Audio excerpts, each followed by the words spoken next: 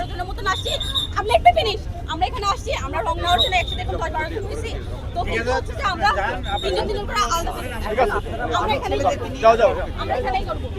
Graffiti আঁকতে আসে নাই, এখানে গ্রাফিতি রং নিয়ে আসছে, প্রায় 50-60 জনের একটা টিম নিয়ে আসছে।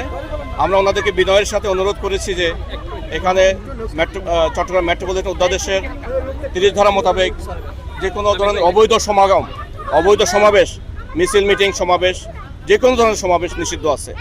ওনাদের সাথে বারবার রিকোয়েস্ট করেছে। আমি কথা বলছি ওনাদেরকে অনেকবার রিকোয়েস্ট করেছি।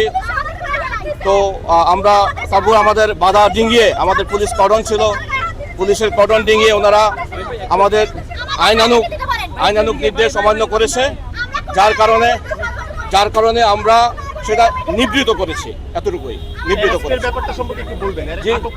আটক করা হয় নাই, আমরা আমাদের জিম্মায় এনেছি। আর আটক অনেক বড় ব্যাপার, আমরা এখন আটক করি নাই। যেহেতু আইনশৃঙ্খলা পরিস্থিতি, নগরবাসীর নিরাপত্তা এবং আইনশৃঙ্খলা পরিস্থিতি স্থিতাবস্থা রাখার জন্য আমরা আমাদের জিম্মায় এনেছি। আমরা তাদেরকে যে কোনো মতো ছেড়ে দিতে পারবো।